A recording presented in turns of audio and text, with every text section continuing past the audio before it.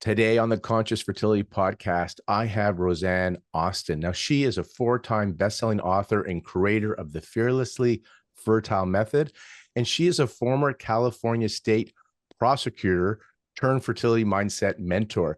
And we're going to geek out a bit because, many of you know I'm a chartered accountant. She's a lawyer, and we were talking off camera that we can start a firm now to focus on fertility. We got the lawyer, the accounting, we're both into mindset. Now, she is the coach physician struggling with their own fertility trust, and women around the world turn to when they want to be 100% sure they got their bases covered. When we talk bases, we're talking mind, body, spirituality. Now, she overcame her own 7-year struggle with fertility and had her son naturally at almost age 44. So hopefully she's going to discuss about the myths around fertility. And this was after traditional medicine had said there's no hope for her. Now she helps women get and stay pregnant by teaching them to think, believe, and take action like a fertility success. She supports them with her books, her podcasts, online courses, retreats, as well as her own podcast that we talked about, which I've been tuning into and I love it. I even get your emails now, Rosanne. I love your emails as well that you send out.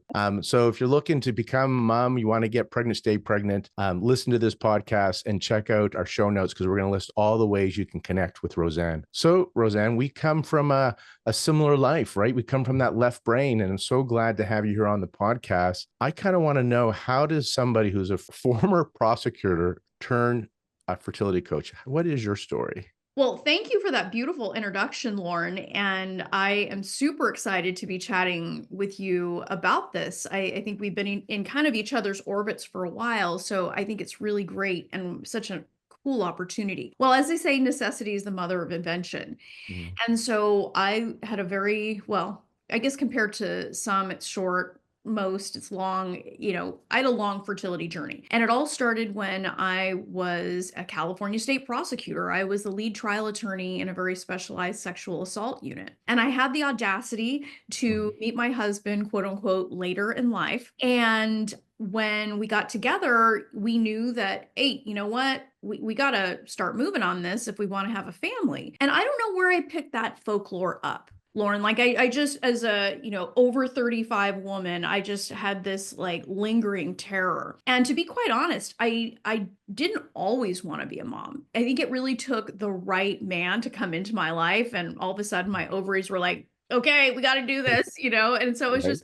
it was wonderful. It was a wonderful feeling to get to that place, because for a long time I didn't see myself as a mom. But in the right relationship, under the right circumstances, it was like go time. And I very quickly realized that I was stepping into a world that I was not prepared for. So I was used to staring down across the courtroom serial rapists, homicidal maniacs, narcotics dealers, kidnappers, all kind, but when it came to the idea of going into a doctor's office and being basically told that I had virtually no chance of having a baby because I was over 35, like I was unprepared. And so we tried for a while on our own, nothing was happening. So I immediately went to a doctor. I am a problem solver, Lorne. So lovably type A control freak. Like I can out type A anybody.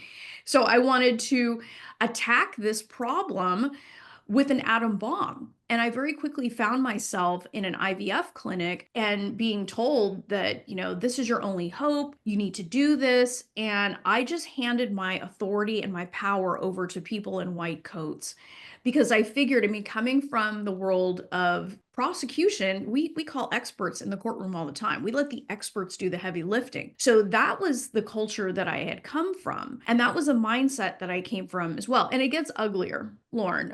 But I had pretty much handed over my power, and I was just not thinking. I was completely disconnected from my femininity. I had no idea what all the parts were in my body. The only reason why I knew what some of these things were is because I was a sexual assault prosecutor, Lauren. That's how Yeah. warped this was. And so when I got into the process and was being told all these crazy things, it was actually the first time in my life as an adult woman, highly educated go-getter, that I had come face to face with the possibility that I could work really hard at something and not have it. And that was devastating. And so it was with all of that chaos that I went into my first IVF cycle. And of course, it failed. and I had asked a little bit, does stress have anything to do with this? Should I check out my diet? Maybe should I pull back on my work hours? And the thing I was told, which is mind blowing to me now, Lorne, is, oh yeah, that has nothing to do with anything.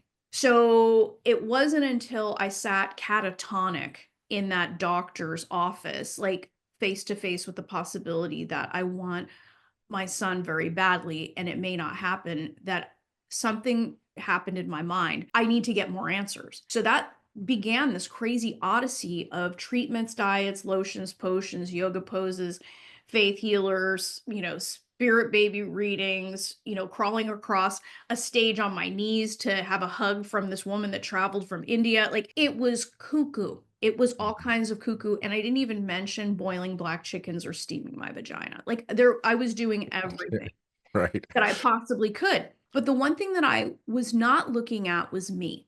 I was looking for external solutions to an extraordinarily internal problem. Because the thing that I hadn't realized was that I was really approaching everything from a place of fear, doubt, lack, scarcity, shame, jealousy. So it didn't matter that I was driving thousands of miles at times a week, sparing no expense for IVF treatments, doing whatever it took. It didn't matter if at the core of my being, I did not believe I was worthy. And when I realized, when I put these pieces together, and I remember the moment, I had just gotten back to my desk at the DA's office. I had just done a closing statement. I hadn't eaten all day. I got back to my office and I found myself, like, the phone rang. I picked it up and it was the clinic telling me that another IVF cycle had failed. And I remember feeling the cold wall. This is a government building, Lorne. Okay, so it's cement. And like, I just remember the cold on my back, like, and just thinking, like, what am I doing? What am I doing? And so that was this existential kind of crisis moment. And I turned inward and I'm like, I have to look at me. I don't know where that wisdom came from. Oh, at the time, I know where it came from now, Lauren, but I didn't know what it was back then. And that's when I went on an absolute crusade. I have to look at me. I'm going to change me. And I just started scouring. And this was, years and years ago. So there what maybe, were a few things out there about mindset from some of the big people that we know, Bob Proctor, Tony Robbins, things like that. Those are like the gateway drugs, but like doing the really deep inner work I had not done.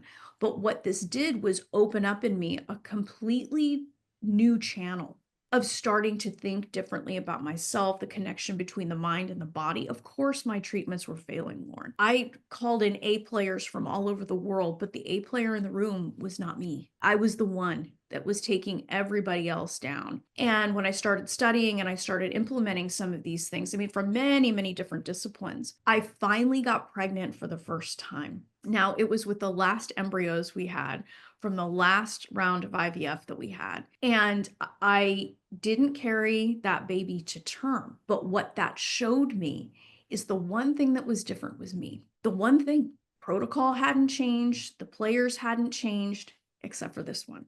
And I just went bananas. And I started studying even more. I started teaching anyone who would listen, and I struggled with it initially because I'm like, well, who the hell's going to listen to a former prosecutor?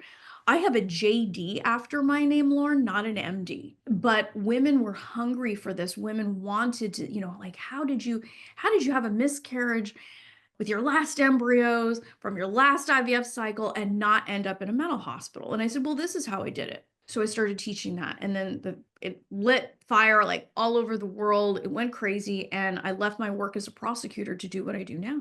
So it's a very long answer to, a really deep question, but I hope that starts us off in the right place.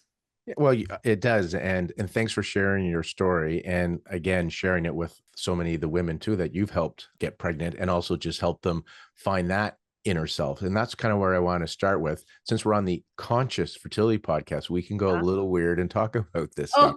I love weird, Lauren. So get as weird as you want to get. We go weird. And because we're both kind of left-brained as well, former prosecutor, former chartered accountant, I think both of us like to sometimes see the science behind it or ground it. I often say my head is in the clouds and my feet are on the ground. Some people, their head are just in the clouds, so it's hard to bring this down to work in this world. And then as you experienced in the medical system, some people feet are on the ground and just have a lot of limitations. And I like both. I think both. And I Mm. think that's what you embody as well. Do you think now looking back, because you said like, you kind of were brought to your knees, right? Like this fertility journey were brought to your knees, and then it made you go with inside. So was that the trigger of your awakening process? Do you think it was your wake-up call? Yes, I do. I do. And I just took a moment there because I was like, oh, it was so big. And I loved how you said it was an awakening. It was a wake-up call. And I say that to my ladies all the time. Fertility is the wake-up call to a bigger problem. It was, and it was so humbling, Lauren, that like it changed, like, because quite honestly, I was living from a place of hubris, right? Mhm. I was just really, and I wasn't an asshole. I just thought I knew a lot more than I did. And I had separated myself from my own spirituality. I thought it was, I had was raised Catholic, rejected all that, and no judgment to anyone who is. It was just my own personal journey.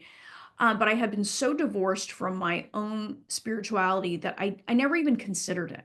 And I kind of look back on that time with so much compassion because it's like, sister, you have no idea. Like I never even thought of the possibility that I had, like I was calling in a soul. I was very stuck in the material thinking that, oh, well, I'm just gonna have a baby, right? Like Mhm. it was really interesting to me. And I found myself like super emotionally cut off as well and unavailable. And this journey, because it hits at a completely different level, like I don't care how many letters somebody has after their name, the desire to have a child, to parent, to love, to nurture is at the core of who we are as human beings. And so it's not just getting, another Rolex or the next thing. It's really a spiritual pull, I believe. And so this really rocked my world and had me asking a lot of questions about everything I believed. And so yeah, I mean this journey opened up a path to a journey that I am still on Mhm. and like only gets better. Like it gets weirder, Lauren. Like it gets so much weirder, but so much more. Like it didn't stop when my son was born, is what I'll say. And when you had this, like, you connected to yourself. I'm not sure the words you use, but like you said, you're giving your power away, listening to all the people externally, all these experts, and you had all these people around you, but you didn't have the key person yourself. What is that you're talking about? And I'm asking as in consciousness, your higher self, spirituality, like what did you think is it, are you thinking like on a very material level, like Rosanne got involved? Or is this something like where I was leaning with the awakening that there's something else you tuned into? I honestly believe it was my connection with God, universe, source, Okay. and my own God-given authority. And because I think that, I mean, that's a word I use to describe this a lot because I think we hand over our authority. Everyone has intuition. Everyone has a higher self. Everyone has an inner knowing. Everyone knows exactly what they want, but we have been conditioned through a lot of different means to push that down and to doubt ourselves and to be overly committed to what other people think, so that when the internal voice comes into conflict with the outside world, we feel unsafe. And I never had that broken down for me. I thought that my inner, like this very vibrant, wild, my hair used to be pink, Lauren. And so, like, there's this aspect of myself that for so many years was made wrong that I didn't trust it. But I come from the perspective, and I've had so many wonderful mentors and teachers come into my life through this process where it became very clear to me that the desire in my heart to be a mom was there because it was meant for me. I honestly believe that it's our higher power, whatever people choose to call that, our consciousness, our, the collective, that this desire for motherhood is the divine speaking through us. And when I embraced that and really explored that for myself and decided, wow, that's actually true for me, changed everything. And when you said like you realized you had this kind of belief or program, like unworthiness was one of the words you used, Oh, right? And shame and guilt. And I often think and share and my own experiences. when your action comes from lack and fear, you usually get more lack and fear. And when your actions come from, and I'm talking about your beingness now, your actions come from feeling whole and complete, connected, you usually get more abundance and resources coming to you.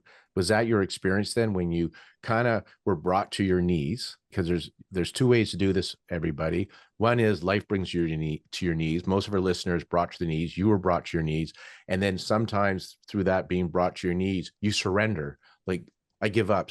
God help me, right? Consciousness. And then sometimes you get that connection. Or what I think you're doing is you can consciously tune into this. And my metaphor is as follows, just to kind of make this land. And then I kind of want to have you elaborate on this. I always look at it as like you're in the shallow end, but you don't know you're in the shallow end, and your knees are bent and you don't know how to swim, and your arms are just swinging and flailing.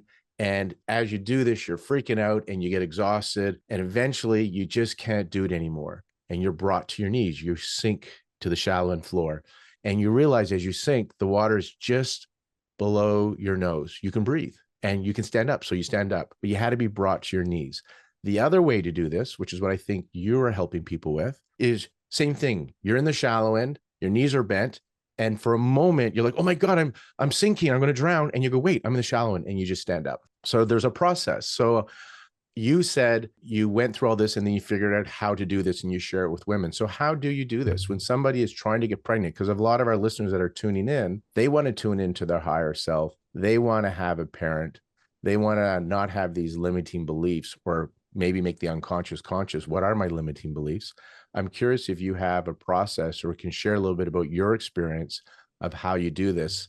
And I know I'm pretty confident that how you're doing it now is a little bit more efficient than how you did it many years ago, because you got practice at it and you figured out how to do this and replicate it for others. Yeah, yeah. Well, I want to go back to your metaphor because it's brilliant. I think it's really cool because yes, there is a point where there's a couple ways that we know to reprogram the subconscious, right? And to really get to a place where we can surrender. It's either this horrifying trauma, right? That where the knees to the ground, I give up kind of scenario, or you have something that's way more awesome. I Mhm. think especially if you're conscious and you're awake to this and you're willing to do the work, is constant spaced repetition. So, there are certainly other ways that we can change the subconscious, but I think those are the two primary, the more obvious ones. And like, why get obscure when you can just run with obvious, right? Like, we don't necessarily need obscure to be efficient. And so, yes, I mean, the work that I do is about helping women really get to the place where they can consciously choose this before they hit the brick wall, before their marriage is destroyed, before they give up on themselves prematurely, right? Or ever, Mhm. frankly. And so essentially what I do is I took 7 years of suffering and turned it into 8 weeks of transformation. Love it. And because why does it have to take that long? Like why do we get into this model. I don't know why this model is perpetuated, that we necessarily have to drone on and on for years to get over something.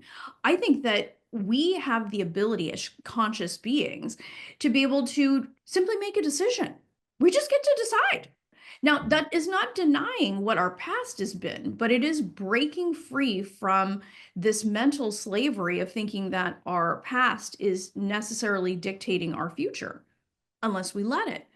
So if women are willing to be conscious and say, you know what, I don't want to get to the place where my life is a train wreck to position myself for fertility success, nor do I have to suffer.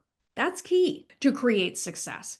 And socially, like, since the women's movement, women have been held to this insane standard of masculine achievement that's so out of alignment. So, those of us, and look, I bought that hook, line, and sinker, Lauren. I'm one of them. I am a product of that system that I thought in order to feel worthy, I had to suffer, I had to work hard, I had to compete, I had to, crush my adrenals and like run myself ragged. But that's a big fat lie. And frankly, when I work with women, it's really about reintroducing them to that knowing that they've always had, but simply suppressed.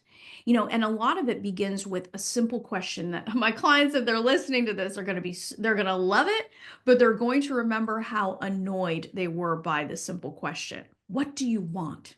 Mm. Like, how many people, you and I, could probably answer that question like, oh yeah, what a great question. I'll tell you what I want, and like, because when you're connected and you're conscious, you're not pushing away what you want. You know exactly what it is. But when you ask people who are sleepwalking through their lives, they can't tell you what they want. They might tell you something vague. Oh, I want $1 million. Why? Right. What's it going to bring to you? How's it going to change you? I love it. I have a smile. They're frustrated. Like you said, they get annoyed. So I call it setting your GPS, right? So not how you're going to get there, but what's your destination? What do you want? And a lot of people that come in can't clearly state what they want. And I go, I sometimes swear a bit with my clients, that's effing awesome. And they go, it's not awesome. I don't know what I want. How am I going to create? I go, no, but that's why you don't have what you want, because you don't know what you want. Like we know the problem. We know the issue. We just got to get clear on what you want so we can start working towards it. 100%. I mean, that's a brilliant way of saying it. I love that because going back to the original aspect of your, question is like, yeah, if you come from lack, or if the things that you want are based in lack, because think about it. If we go back to my example and you ask people, okay, what do you want? They say $1 million. And you say, okay, for what? Most of the time, the answer is related to safety. They think that $1 million is going to make them safe. No, it's not. $1 million is not going to make you safe. Especially if you live in Vancouver. Yeah, exactly. It'll probably get you by for a couple months, but like, Yeah. but people, but if we took the same question and applied it to baby, tell me why you want to be a mom, like blank. And it's not like, I don't ask that question from a place of judgment. I want to know what the driver is. Let's emphasize that, because you're not asking in a place of judgment. We're always looking for things in the external to fill the voids inside. And so why do you want the relationship? Why do you want the money? Why do you want the healing? Why do you want the child, the baby? So we can start to work on that vibration, because and that can come to you in many ways, like not being attached to it has to be this way, because that's when you allow the universe to start to provide as well. Because really, don't you think this? What everybody wants is to be happy. And they think, if I have this relationship, I'll be happy. If I just have this child, I'll be happy.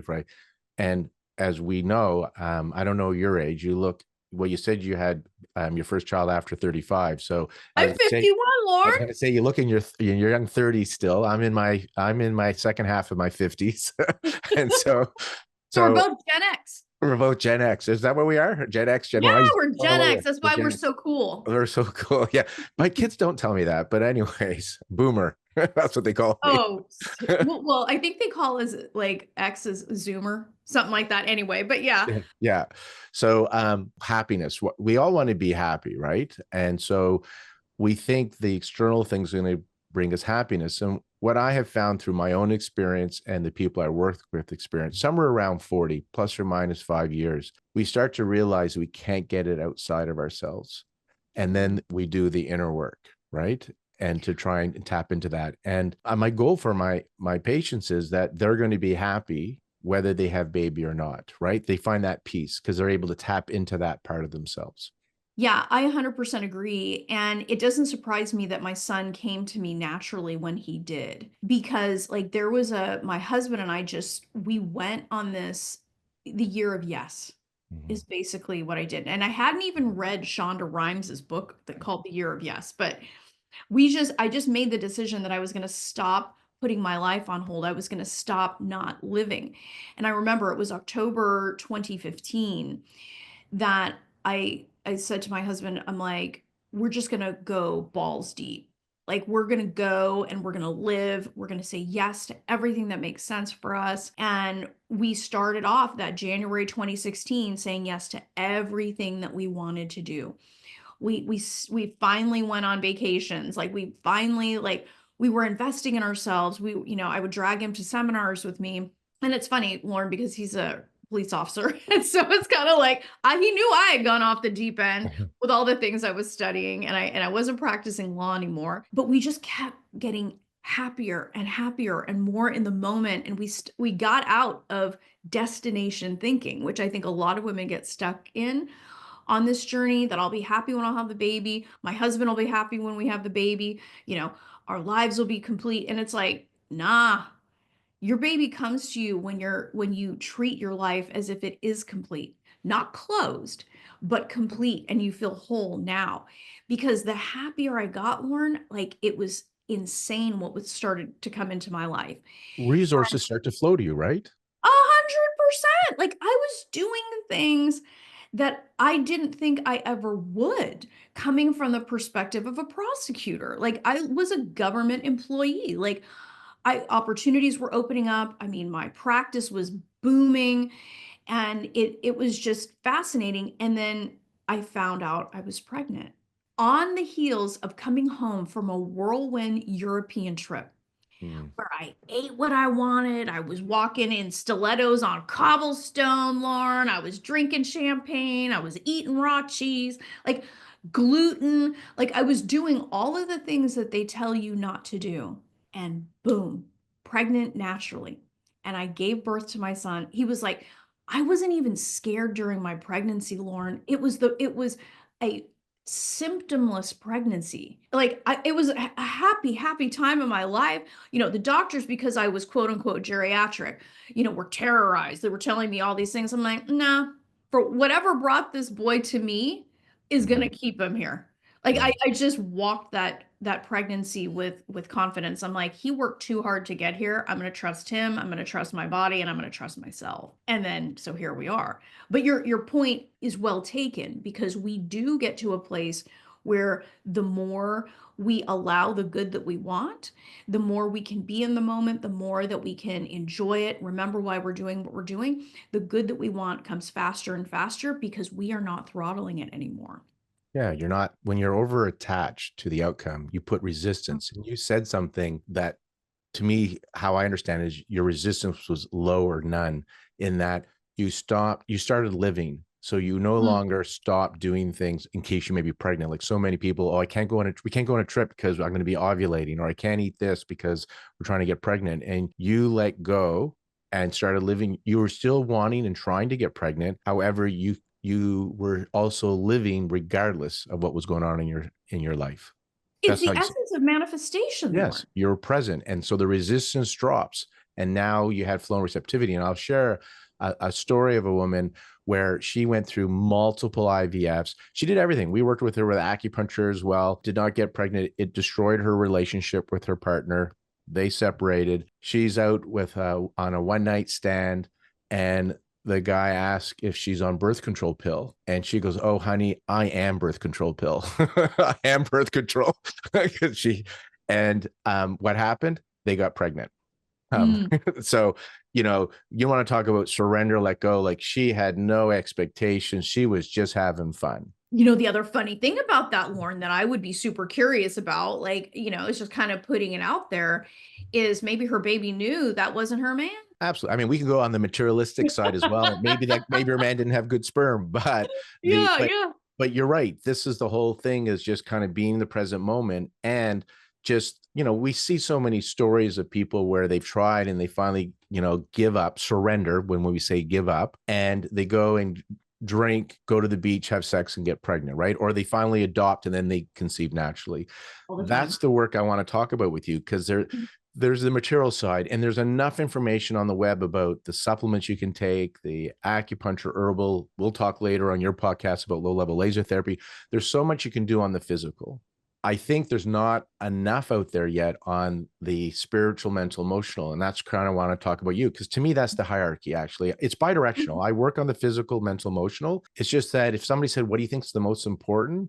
I think the belief programs, because your behaviors are congruent with your beliefs. And so if you start to have programs that I'm healthy, I deserve to have it all, I'm worthy, you start to take actions and steps that are congruent with that. And Oh, so yeah. I want to talk to you about like mindset. Like I hear you talk about mindset, and I kind of want to know, what is it and how can it be leveraged to help women get and stay pregnant? Well, yeah. So mindset is really the way you think and what you think. And, you know, you very aptly pointed out that well, and I'm going to put a twist on it, is people think that mindset or the subject of mindset is really woo-woo. It's actually not. It's logical and linear. Thoughts, beliefs, actions, results. Your everything starts as a thought. Mhm. So if you are in a place where you're like, okay, oh my gosh, I'm 45. It's over for me. I'm never going to have a baby. I'm too old. I'm going to be the oldest woman at the pickup line. What are you doing? You are creating this and ruminating because thoughts held long enough become beliefs, thoughts, beliefs. You are going to create this thought and this belief system that says all of the things that I might be doing to get pregnant, they're not going to work anyway. So you're bringing all of this low energy into whatever acupuncture, treatments, IVF, whatever you're doing with this low vibrational expectation of failure. And when you do fail, all that does is reinforce that thought and the belief. It becomes incredibly strong, and your actions are no longer in alignment with somebody that believes. And you'll quit. You'll quit. I tell women all the time, Lorne, I'm like, you cannot out supplement, out diet, or out yoga a shitty mindset. Yeah. You're going to sabotage. And I see it. I mean, I've been in this work for 11 plus years. I've worked with thousands of women, super high achievers. I see the pattern every single time. And your body, I mean, this is a system. Okay, like our brain is not separate. We cannot separate the brain physiologically from the body. And if you have all of these thoughts that put you into a state of fear, what's it going to do? Drive up your cortisol. It's going to put you in a fight or flight. Fertility is a non-essential system as far as your body is concerned. It's trying to keep you alive. And so that held consistently enough, your body, your adrenals are going to get blown out. You're going to age. You're going to do all of these things prematurely. And at the end of the day, your thoughts and emotions are going to be so far off from reality, you'll just say, yeah, this wasn't meant for me. I mean, I have heard so many, and I tend to be a little bit brutal about this, Lorne. I have compassion, but I also, 10 years in the courtroom, will make you very salty. And I'll just tell women straight up, you don't want it bad enough. You got to be willing to change. You have to, if you think about elite athletes, you think about Venus and Serena, excuse me. Mhm. If those women walked onto the court at Wimbledon or Roland Garros expecting to lose, they wouldn't be where they're at. If they thought they were not worth the time, the money invested, the energy, the risks they take, you think they'd be where they are today? This journey is no different. And one of the things that I work really hard and I'm consistent about on my podcast, I do a little bit yelling on my podcast at times, is this extraordinary lack and scarcity that people approach this journey with. Like, we'll go out and drop a couple $100,000 on an education, or people will spend extraordinary amounts of money on cars and all this other stuff, but shame women or shame families because they want to make the same level of investment in their fertility. What? People will say crazy things like, who would spend that amount of money having a baby? Well, somebody who's struggling, right?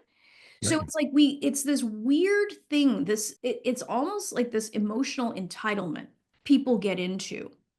And that's another one of the mindset breakdowns that people will have, is like lack, scarcity, shame, jealousy, the things that we were talking about.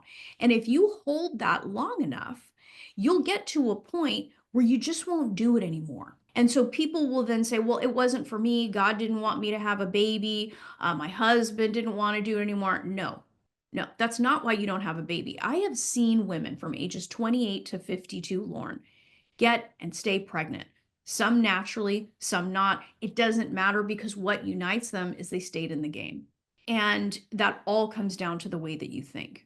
I mean, if you're telling yourself, I am worthy of this child, I can carry a child. There's a mantra that I always tell women. I'm like, I trust my body, I trust my baby.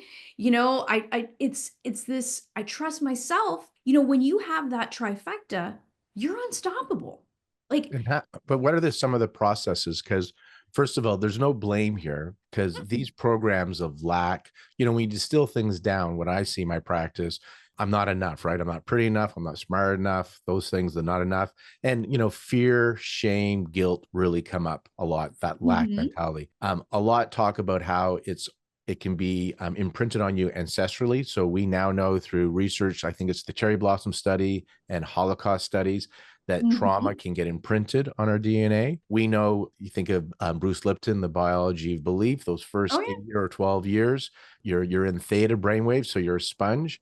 So I share this as in, for our listeners, if you have these programs or thoughts, you don't want them, first of all, you didn't choose them, you inherited them. Okay. They got inherited either before utero, in utero, in your first, say, 8 to 12 years of life. So you didn't choose them, and you don't blame anybody because everybody's doing the best they can, even if that best wasn't good enough for you. Otherwise, they would do better if they could, right? Because they're also running their unconscious programs. So now we know, oh, I may be sabotaging myself, or I may not be running the program. Einstein has a beautiful quote: make everything as simple as possible, but not too simple, as in don't lose the essence. So Mm. just saying I'm healthy, I trust my body, it hasn't been my experience that's going to make the shift. So Mm. how do you help people get into their operating system called the subconscious to rewire, get rid of those old programs, get rid of the software that doesn't serve them anymore, download new software so this hardware can function much better? Yeah, so I mean, and you're exactly right. This is why reading blog posts, listening to, a podcast once or, whatever, that's not going to change anything because at that point it's just intellectual, right? If you think about the way that the mind works, they say approximately 5% of our brain, mind is conscious, 95% is subconscious. Well, okay. So Mhm. you got to get in if you want to change. I mean, you've got to get to the 95%. So when I'm working with women, we really start from a very basic level of becoming aware. Mhm. Wow, awareness is huge because if you're not aware that you have a problem or you're not aware or nobody's helping you become consciously aware of what the programs are, what your current biases are, what are the current stories that you're living by, you won't know where to start. And Right. then Make you'll the wonder. unconscious conscious. Yes, exactly. And so people, are just shooting in the dark. I mean, that's like, can you imagine just approaching supplementation by just, well, okay, I'll just take one a day. No, it's like you don't even know if that's what you need, right? So it's very specific. So we go in, what are the current stories? What is the current state of the way that she's living her life? And then start to break down, okay, where did some of these things come from? What are the patterns? So we're bringing that conscious awareness to the surface. And then we start to ask that crazy question. Okay, so knowing what you know now, what do you actually want? And then through conscious conscious space repetition, constant space repetition. What Oh, is yeah, I that want to hear other that one? because you said that before and I didn't quite catch it. I get the repetition. What's the first two? Constant spaced repetition. Constant So, spaced repetition. Can right. you, what does that mean? So what that means is that okay, so once you've identified what the program is, you have to consistently repeat what you want in the opposite. Now, this isn't chanting mantras.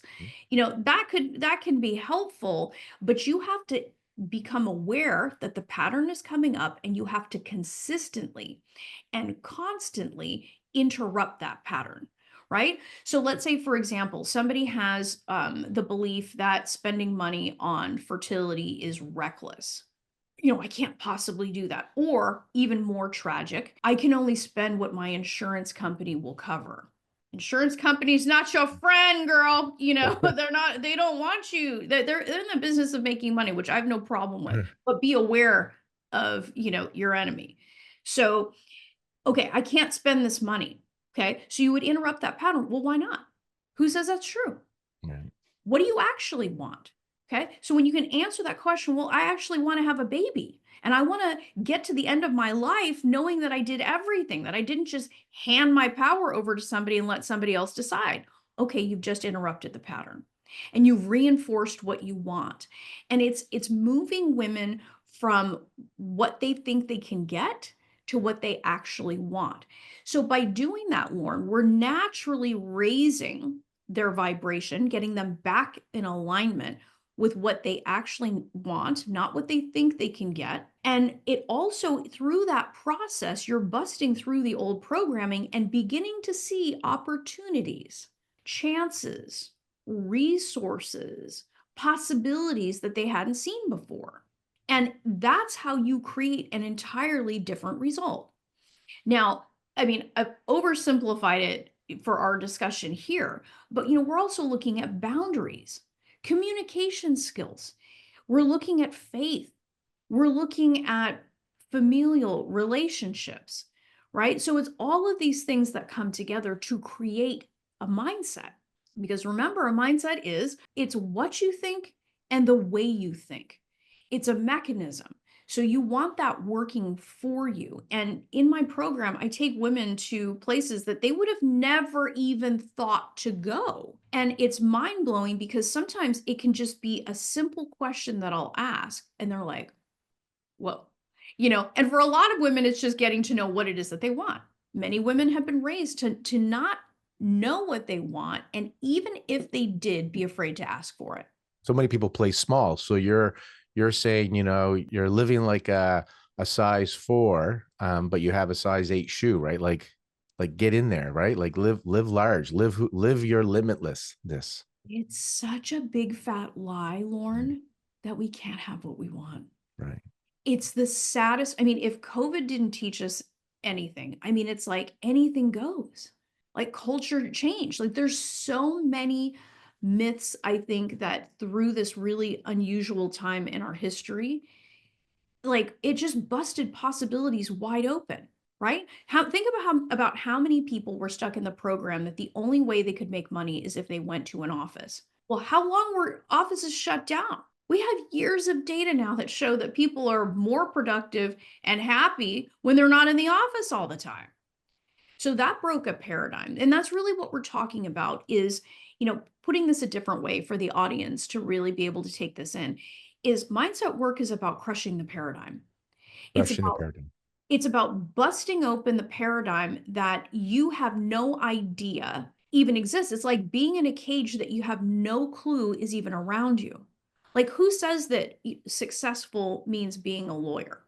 Right? Right. I grew up in a family where that was, you go to college, you go get a good job where you can predict your income every 2 weeks and, want to kill yourself after 20, right? Like it's just it's one of those things where we have to allow ourselves to start questioning. And I think that another way that this serves women on this journey is once they start questioning their own internal paradigm, they will start questioning the medical paradigm. And it's not because the medical paradigm is necessarily bad. It's because they're so committed to the vision of what they want, they're not willing to accept no. They will look for alternatives and come to you. They advocate. I think of early on where when I started going from working on the physical and really getting more into the conscious side of it, it went and trained to be a clinical hypnotherapist because of this, is a woman came to me after multiple unsuccessful IVF cycles. Back in the day where I've been doing this over 25 years. So back in the day where they didn't do a lot of frozen transfers. Okay. They were day 3 fresh, sometimes day 5 back in that time period. And the clinic told her she needed to do donor egg based on her age, based on her FSH. They weren't testing AMH back then. So you need donor eggs. And she came to me and told me what her diagnosis was, told me what the clinic said. And she says, I come to you because, and she looks at me like with her eye, I've never seen this before. Like, oh, I've seen it since, but it was the first time she looked at my eye in the eye and said, you're going to help me and tell me what to do, and I'm going to get pregnant. And then she points where the clinic would be in that direction. I don't believe in their diagnosis. I believe I can be pregnant. You just need to tell me what to do. And I mark in the file literally that this person's going to get pregnant, not because what I do, but because she believes what she does. Fast forward, we work with her for 3 or 4 months. She goes to do her transfer. It's on day 3. The IVF doctor, the REI, comes out to me. We're really have great relationships now. This doctor's retired, but back then it was not a good relationship. They didn't like having acupuncturists on site. And she said, this is your fault. And I go, what do you mean? And she says, I wouldn't put this embryo inside my own uterus. I would leave right now. This is poor quality. And the only reason she's doing this is you fed her this belief that this could work for her. Right. And all I asked her to the REI is I go, I hope you didn't say that to her though in the transfer. She goes, no. I go, okay, good. That was my only response. She comes out, she's smiling. Just so you know, that transfer is a 14-year-old baby girl right now. Doesn't So surprise me one bit. right. But that was a good turning point for me. And then I started noticing every woman I see wants to have a baby, but there's only a handful that believe they're going to have a baby. And that's the Mm. work that I think you're doing and I'm doing, is to help change that program. Everybody wants to have a baby. It's obvious. That's why they've come to my clinic. They want a baby, or they think they want a baby. But I've only seen so many women where they come in and I just know it doesn't matter whether I throw water on them. They just need a little ritual. They're having this baby. This baby's chosen them. They've chosen the baby. I don't know why. It's outside my pay grade to say why, but there's something. This is what's made me curious. It's like there's something different. You can smell it, feel it off them. There's this confidence and belief that they know this is going to work. And they're just, like you said, don't give your power away. They're still using me. They're still using the Western medicine, but they're using me, like, I think, as an advocate, as you help me because you're skilled in this, but you're not going to tell me everything I need to do or how I'm going to do it. I'm kind of checking in with you if that's Oh, been your experience. 100%. Yeah, no, I mean, we interview every woman that comes into my programs. To get into my 8-week program, there's an interview process. Why is that? Because I'm looking for exactly that. Because here's the thing, you could be coached to within inches of your life, but if you won't do what it takes to get to where you want to go, you're wasting my time and you're frankly your own, right? It's one of those things where you can tell, like, I mean, having seen women overcome less than 1% chances, I know the power of the human spirit. And I know that that's just barely scratching the surface. Is if you don't believe, what are you doing? Belief is everything. And, I think it's sad, but we've been indoctrinated to believe that belief is superstition, that belief is secondary to reason. But what we call reason is manipulated by, I believe, people that don't want us to be in our power. Because if everyone actually knew how powerful they were, we'd be very hard to govern, Lorne. Mhm. We would be very difficult to control. And I think women who have the intellectual and spiritual curiosity and they're willing to tap into that do become unstoppable. I mean, and that's why you see women. I see women come to me in an 8-week program. They start one way, they come out on the other side of that program completely different. Some women get pregnant in the program before their next IVF cycle. And they do it naturally. Why is that? I won't take credit for that. It's them. Mhm. It's who they allow themselves to become, because you can hand two different people the same set of materials. One will reject it, the other one will gobble it up. And then we wonder, like, oh, how does she get there? And people call it luck. Nah. You and I both know, Lorne, we make our own luck. Yeah. What's that expression? Luck is when preparation meets opportunity. Right. Yeah, yeah. Yeah, I mean, that's exactly it. So I really hope that women take from our conversation here that, look, if you can do all of these wonderful physical things, and these are not mutually exclusive. In fact, what you want is to do the physical and the mental. When you do that, then you position yourself for real success. You make statistics, your age, your fertility past, and all of those things irrelevant, because you know the path that you're on and you start asking a different question. Instead of why me, you'll start asking why not me. Yeah. And you create a paradigm shift within yourself. And when you change, your perception of the external world changes. And as you shared, opportunities start to happen, or you start to see the opportunities that are already there. And you live sounds like a much more fulfilled life as well. Oh, and I'm telling you, Lauren, like once, I mean, like my son was like a wonderful example of this in my life. But when I started using it in other aspects of my life, book deals, clients, all these things, it just starts coming in. And then you realize, like, wow, it's been here the whole time.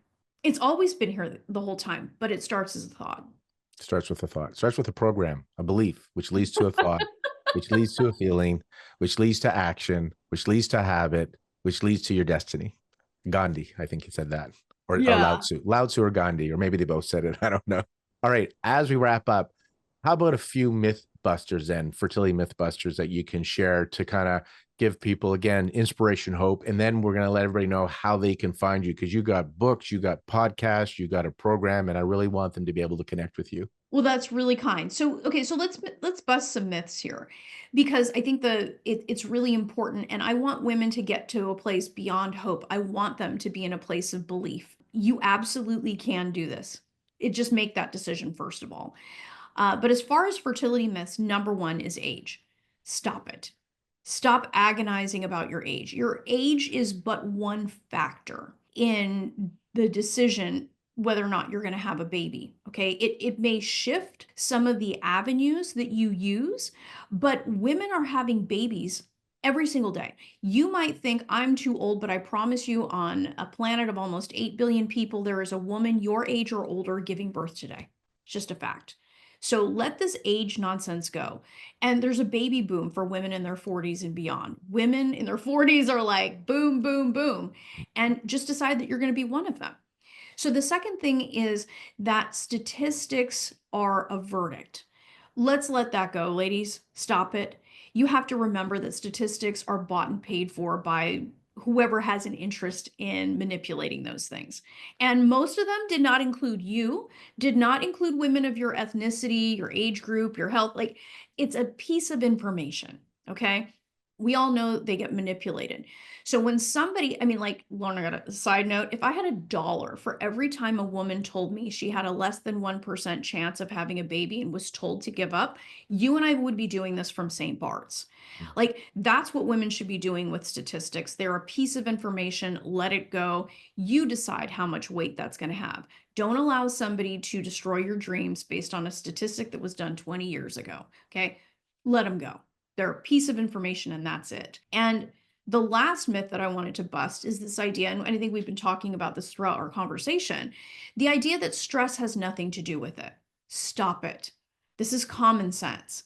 Like, this is readily available information that anybody with 15 minutes can go and Google what is the impact of stress on health, right? There was some crazy study that came out just a couple years ago, Lorne, that was saying like 94% of people that were going into ERs, their primary care, urgent care, those were all stress related injuries. And think about it, if stress can cause you to have a stroke, a heart attack, all of these chronic illnesses, what the hell is it doing to your fertility? So if somebody tells you, ladies, oh, stress has nothing to do with it, we got this study showing whatever, mm, trust your instinct. You're asking the question because your inner wisdom, your intuition, your higher self is telling you there's something going on here.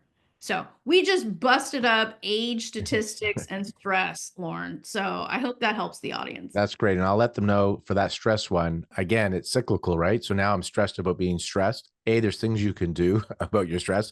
Otherwise, we wouldn't say stress can negatively impact your fertility. We do have an episode. I'm looking on my computer, episode 39 with Alice Domar. She goes through the research about can stress cause infertility. And if you also, like Rosanne said, you can Google all this, just look up psychoneuroimmunology, PNI, and you'll start to see how your thoughts and emotions can impact your physical body. And if you're like, well, I don't want to be stressed, great. Check out Rosanne so you can find out how to de-stress and metabolize these uncomfortable feelings and thoughts and programs. So with that, Rosanne, how do we find you? Well, you can find me all over the internet. So you can go to my website, www.frommaybe2baby.com. That's two as in TO.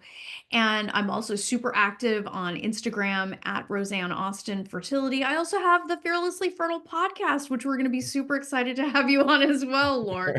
And that's really where we have over 300 episodes of success stories, me popping off in my salty former prosecutor way, really urging women to take their power back and to start thinking about themselves, their body, and their fertility in a completely different way.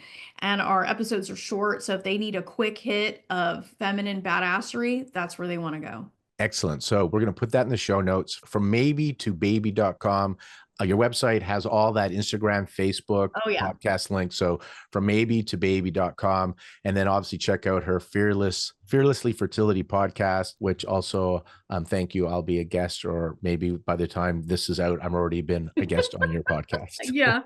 Thank you, Lorne. Thank you for the distinct honor, and it's such a fun conversation. I love the work that you're doing out there, and I love that you stand for conscious fertility. Feelings mutual. Thank you, Rosanne.